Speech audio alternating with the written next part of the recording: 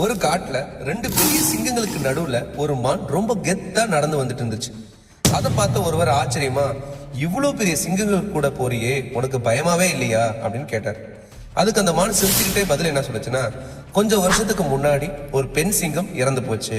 அதோட குட்டிங்க பசியில தவிச்சப்ப நான் தான் என் பிள்ளைங்க மாதிரி நினைச்சு அதுங்களுக்கு பால் கொடுத்து வளர்த்தேன். இப்ப அதுங்க பெருசாயிடுச்சு. எங்க அம்மாவை எவனாவது தப்பா பார்க்க கூடாதுன்னு என்னையே இப்ப அதுங்க பத்திரமா பாத்துக்குதுங்க. இந்த விஷயத்த மரத்துக்கு மேல இருந்த ஒரு கிளி கேட்டுச்சு.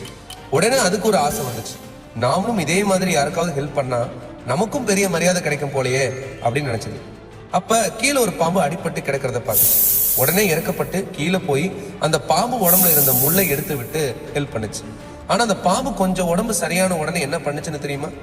திரும்பின வேகத்துல உதவி பண்ண அந்த கிளியவே ஓங்கி ஒரு கொத்து. அப்ப அங்க வந்த ஒரு பெரியவர் அந்த கிளியை படுற கஷ்டத்தை பார்த்து, ஏன் இப்படி பண்ணான்னு கேட்டாரு.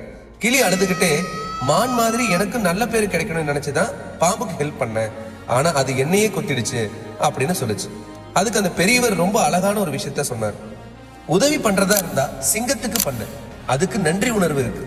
ஆனா விஷம் உள்ளவங்க கிட்ட போயிட்டு உதவி பண்ணா முடிவு இப்படிதான் இருக்கும். நம்ம உதவி மதிக்க தெரிஞ்சவங்களுக்கு தான் நம்ம உதவி பண்ணணும்.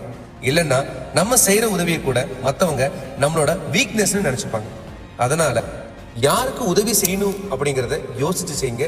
உங்க வாழ்க்கையில இந்த மான் மாதிரி நன்றியோட இருக்கிற ஆட்கள் அதிகமா, இல்ல சந்தர்ப்பம் கிடைச்சா கொத்துற பாம்பு மாதிரி ஆட்கள் அதிகமா? உங்க அனுபவத்தை மறக்காம கமெண்ட்ல ஷேர் பண்ணுங்க.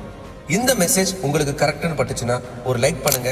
இதே மாதிரி வாழ்க்கைக்கு தேவையான கருத்துக்களை தெரிஞ்சுக்க என்னோட பேஜை ஃபாலோ பண்ணிக்கோங்க. தேங்க்யூ.